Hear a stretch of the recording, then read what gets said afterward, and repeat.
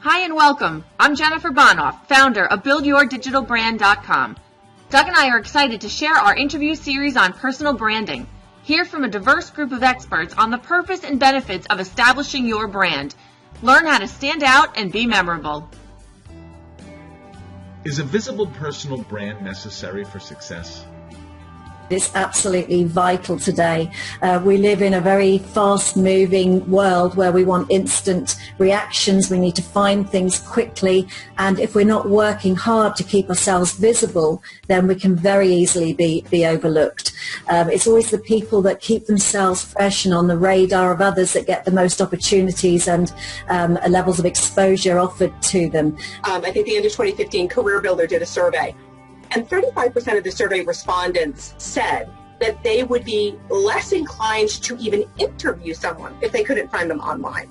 So having that presence is important, but also how you cultivate it. You know, it used to be you could get by with just a resume as kind of your marketing document, if you will. But today, if you really want to be found, if you want to be recognized for your expertise, and most importantly, you want recruiters to match and know that they can trust the information on your resume today, you have to have a digital brand. You wouldn't give anybody a blank business card, and that's exactly the same online. You need to have a strong presence to be found. Having a strong online branded presence is as important as making a strong impression in an in-person job interview. You will be searched. And so it's critical that you shape what presence you want to have. This is your chance to put out there in the world across all platforms who you are, what you can offer. The reputation we build online, I think, is actually superseding an awful lot of the stuff that we can do face-to-face. The work we do face-to-face, presenting, meetings, just getting to know people is of course really important, but often we feel we know someone before we even meet them through social media and digital branding. So yeah, it's something that's becoming more and more powerful and important. Now, in today's job market, everything's digital. So resumes are being read on smartphones and tablets and computer screens, and everything is done online. And so if you don't have a presence, you don't exist. Branding really comes down to the emotional connection that you can make with your audience, right? I mean, no matter whether you're selling a service or a product, a personal brand really is the fundamental element that's going to make that connection with your audience. So whether you're selling yourself and looking for a new job, or whether you're trying to build your business by selling your product or service, your personal brand is, like the famous quote says, what your audience is going to remember about you once you leave the room. Having a personal brand, especially online, which of course obviously carries over to your offline and real world persona too, is really hugely important, because as everybody knows, there are so many platforms out there and ways that people are putting themselves out there on social media, through their website, etc., that defining your own story and developing your own story, which is obviously an authentic one, it's not making one up, is key in order to be able to stand out online. Online presence has become more and more important for a couple of reasons. One, for general career advancement. As advancement opportunities move to be more within an industry or even across industries, rather than inside a company, it's important for individuals to be known wider than just their internal company. And a great way to do that and to use the resources that are available to you as a professional is by building your online presence. Our personal brand is the foundation for who we are and how it is we want to be known. It is the thing that we're paid to deliver. It's where we're at our best. Each and every one of us is responsible for our own sustainable employability, and it's important that we are controlling that message. I think it's not only important, it's really essential. You need to be able to show that you've got a greater value than the people against whom you're competing for the job. And if you may not be better than they are, you need to show at least how you're different and how that difference has a big value. Do recruiters and or clients really search for you online? I can tell you that recruiters live online looking for candidates, whether they're doing candidate sourcing, they're looking for passive candidates, they're building their pipeline for future roles. that is something that they do on a consistent basis. So they live on their laptops looking online for candidates constantly. So it's very, very important that candidates have a visible online profile. As an employer, as an employee, any way that someone is going to do business with you or hire you for a position, they're going to go online first, and most likely they're going to search for your name using a popular search engine. And your search results are going to be based on your online identity, and you have some control over that. Social media platforms, they can really either help you or hurt you. And you just have to assume that employers are Googling you before they're bringing you in for an interview. So, you definitely want to know what's out there, be in charge of it, be managing it. Every recruiter, every hiring manager is going to Google you.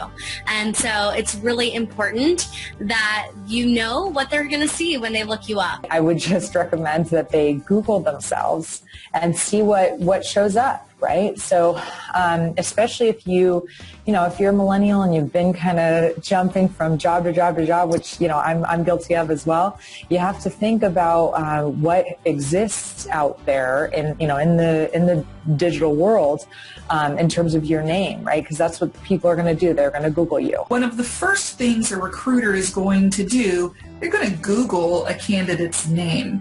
And if they can't find anything about that person, about that candidate online, in most cases, they may think negatively about that person because the candidate may have the perception as being behind the times. When we're looking at candidates, we want to make sure possibly there's no red flags, or to see what other interests they may have, things of that nature. So it's not just enough for a recruiter to look at one source in order to take a look at a candidate. So we will do a Google search to see what pops up on you, what you've done in your past, things of that nature, in order to find out more information on you to see if you truly are a good fit and if you're the type of candidate that we want to present to hiring managers.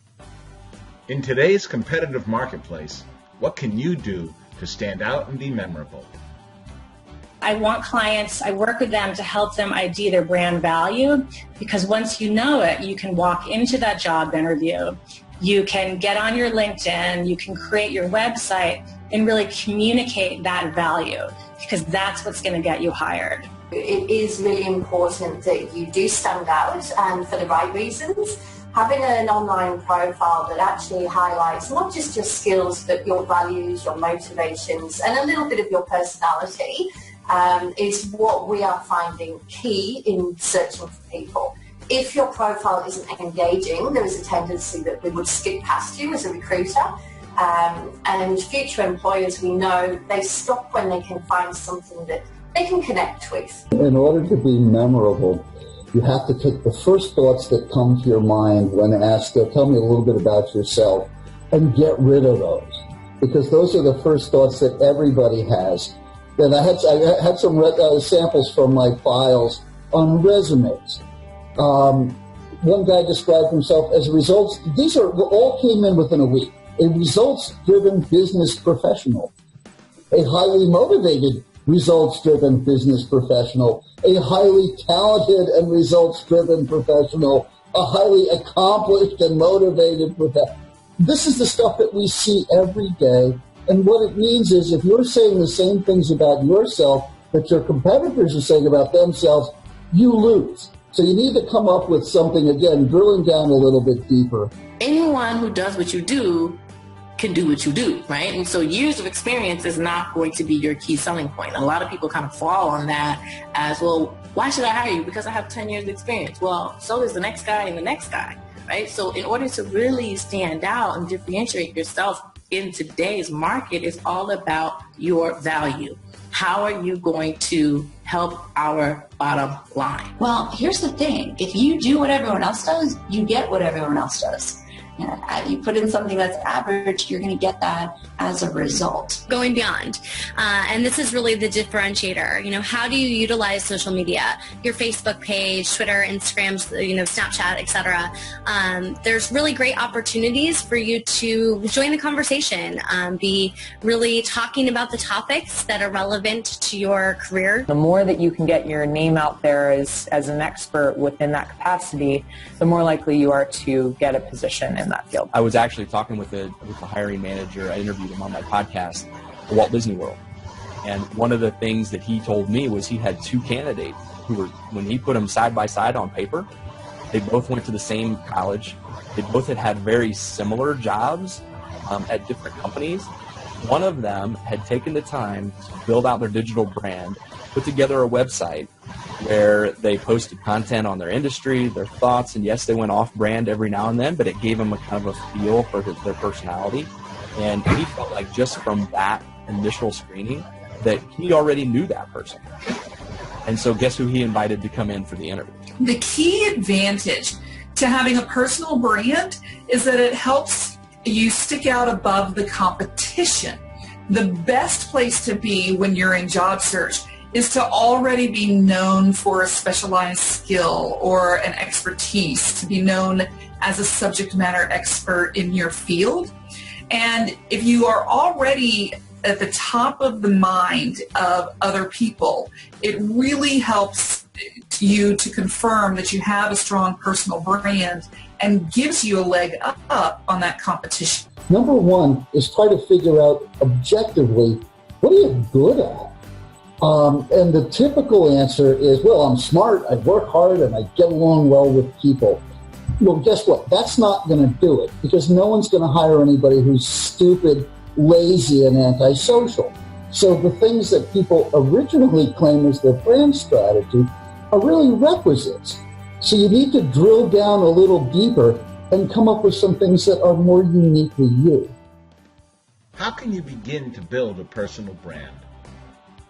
Really getting to the authentic core of who you are, not creating a personal brand that you think is something that it should be or that everybody else wants it to be. It's really important for you to be consistent. You need to be authentic with it. So I would work through them with establishing what it is they want to be famous for, what do they want to be well known for, what do they want people to say consistently behind their backs, and then work with them to add consistent layers to building that brand with every communication they have. So that's the most important one to start with. Really being able to not only articulate your story in person, but go beyond and have that same story show up online. And so that's where they really connect. You know, being able to talk and articulate your story when you're connecting in person, but then to have that online presence to back it up and really showcase you as a brand. Everyone has a personal brand. A personal brand is just a fancy way of saying what your reputation is and what you're known for. And we are all known for something, but we don't always take the time and the pains to figure out what that is and how to communicate it effectively. And so your personal brand is the piece that sets you apart. Many people ask me, so what is your personal brand? And I say the answer is actually quite simple. It's your personal brand is your reputation. And your reputation are your values and your integrity and the things that you know and believe in the world that you work in. When you know who your audience is and where they are, then having a well-crafted strategy that integrates and leverages all of those tools is incredibly important. The whole point is you want to be found, right? So you don't want to be searching and trying to find job opportunities. You want people to find you online. So the first thing you need to do to be found, you can't stand out if you're invisible, right? So you have to be visible first. So to get visible, you really need to narrow down what it is that you do, your niche, understand the job function that you do and are targeting, and then tailor everything towards that so that when recruiters and HR folks start to research and try to find candidates, they're putting in specific keywords. So those keywords need to be used and infused within everything. You're up against people who have a lot going on. They have a lot of credentials. They have a lot of experience. And your resume can outline some of that, but until somebody really gets to know who you are, they're going to make decisions more emotionally, and it's really critical to build a brand and brand yourself and show people who you are as much as what you can do. If people don't see what you're doing or know that you're capable of doing something or have a passion or a talent for something, then they're not going to know to contact you. So the more that you can make yourself visible and show that you are a thought leader or you are an expert in your industry, then that's going to make you that much more desirable when employers and recruiters are seeking talent. What digital tools can help you solidify your personal brand? You have to have a website. For me, having your own home base, a place where you can send people, a place where it's not rented land that you're building your brand on, it's owned land. I think the exciting thing about digital media in this day and age is that if you want a radio show, you can create one. You can create your own podcast. If you want a television channel, you can create your own YouTube channel, Periscope show, or do regular Facebook Lives. I think the exciting thing is that it's a lot easier in a way to set yourself up as an expert into your niche. LinkedIn. It's the employment hunting ground. Like I said, you have to be there. Personal website, great way to differentiate yourself and to do so easily. Obviously, one of the easiest ways is to start a blog of your own, right? That's a platform that you're not going to have to do any outreach for. You can just, create one, either on WordPress or Squarespace or something of that nature. It's usually free or, basically free. And start getting your ideas out there. But I think it's powerful because it points to, it allows you to point to something where you say, hey, this is my passion, right? This is something that I would do even if I were not paid to do it. I think from an employer standpoint, that's what they want to see. Right? They want to see that you actually have an interest in this field. An online resume is starting to become a thing, definitely, and it can really be a great opportunity for you to showcase your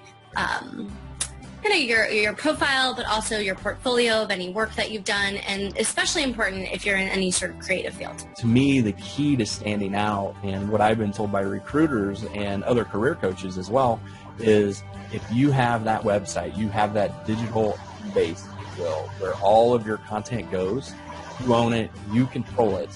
So therefore, as long as you continue to pay your property tax, what I call the property tax, which is your hosting fee, you'll have that space forever, and it's always yours, and you don't have to worry about anybody changing the policy. What is involved in online reputation management? It's like a muscle, especially LinkedIn. If you want it to work for you, you have to use it. You've got to build it up so it's ready. You can't just crash into LinkedIn when you're in the frying pan because now you really need a job and expect to get attention and people to want to connect with you. It doesn't work that way. You've got to nurture it over time and use it. You want to build visibility for yourself in these spaces so that you accrue over time things like credibility and subject matter expertise, a following for your posts. That way you're not at ground zero when you actually need to use it. Your image and your brand, once you decide to go public with this is who I am, this is the brand I'm building, every part of you has to be that brand. Once we've gone through the process of establishing what their brand is, the digital part of that is becoming even more important than a lot of other aspects because we all use social media now, and that little peep into somebody's personality from a post they might make on Facebook or something they might put up on Instagram is so important. We rely on that. We get an insight into their personality and their reputation from what's being posted. Many people don't realize that online people don't really tell their story. They don't really show their human side.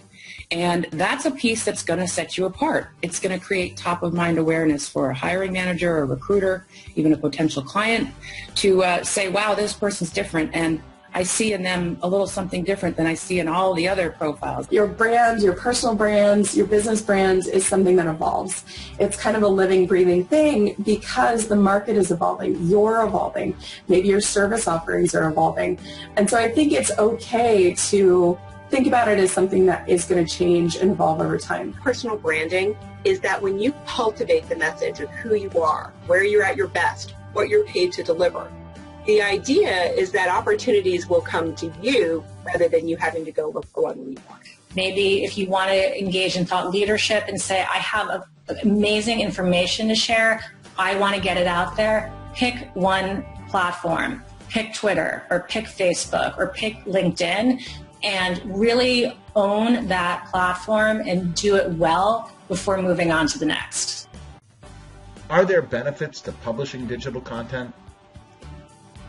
And thought leadership is really just communicating what you're good at, what your expertise is with a wide audience. And it's easier than ever today to do that. We have so many platforms. You can self-publish on LinkedIn. You can run a blog through your personal website. You could use Twitter. You could use Facebook, even Facebook business pages, to really start to communicate your expertise with a wide audience. If you have the ability and you have the talent and you have a message and you want to become a thought leader in your industry, publish away, because it's very, very beneficial. So think about 3 to 5 topics. They could be a series, they could be separate things. Outline them and things that you know about relevant to your profession. And certainly if you know the kind of company you want to apply for and the position that they are looking for, the job description, help it apply to that. It doesn't need to be blatant, but show your thought leadership and do it in a committed, consistent, and compelling manner. So maybe post once a week, once every other week. Whatever you decide on, stick to it, because that shows consistency, and it shows that you're thoughtful about this process. The more content you're writing and the more that you're sharing, and that you're also encouraging other people to share, that is just going to help with your online visibility, so that when an employer does Google your name, some of these articles are going to pop up. One would be to create your own content. If that's a stretch for you, either in time or in comfort zone, you might start by sharing the content of the thought leaders in your industry. It does a lot for your brand to show that you're paying attention to the thought leadership in your industry, and it also starts to connect you to those influencers, which helps build your brand visibility as well. Most online media are open to new writers with fresh ideas. It's simply a matter of getting out there and pitching your idea, and it needs to be something fresh. That content it positions you in your industry, and it gives people a sense of who you are and what you're all about. And for potential employers today, they can use your content to start to get a feel for who you are. They'll start to know you a little bit better. And based on your content, they can either like what you have to say or not like what you have to say. Either way, what you're doing is you're slowly getting people to know, to like, and eventually through your content, they can become to trust you. They can start to trust you. And when they trust you, they'll want to do business with you. And in many cases, especially for job seekers, that means that they're going to want to contact you, talk to you for an interview, and see how you can help add value to their company.